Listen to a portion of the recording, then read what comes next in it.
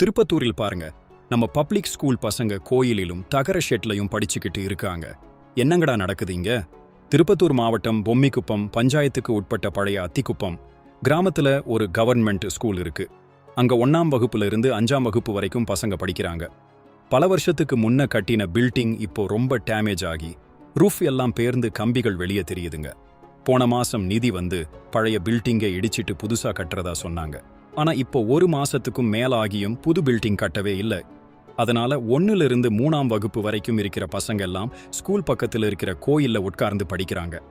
4ஆம் 5ஆம் வகுப்பு பசங்க இடிஞ்ச பில்டிங்ல தகர ஷீட் போட்டு அதுக்கு கீழே உட்காந்து படிச்சுட்டு இருக்காங்க. இத பார்த்த பெற்றோர்கள் ரொம்பவே அப்செட் ஆகி உடனே பில்டிங் கட்ட சொல்லி கேட்டிருக்காங்க. பெற்றோர்கள் என்ன சொல்றாங்கன்னா, நம்ம புள்ளைங்க இப்படி கஷ்டப்பட்டு படிக்கிறாங்க, இதை தெரிஞ்சும் கல்வித்துறை அதிகாரிகள் இன்னும் ஏன் நடவடிக்கை எடுக்கல, சீக்கிரம் புது பில்டிங்கை கட்டி பசங்களுக்கு பாதுகாப்பு கொடுக்கணும்னு சொல்றாங்க. கல்வித்துறை அதிகாரிகள் வேலை தொடங்கிட்டோம், சீக்கிரமே முடிச்சிடுவோம்னு சொல்லியிருக்காங்க. பொறுத்திருந்து பார்ப்போம் நண்பர்களே, என்ன நடக்குதுன்னு.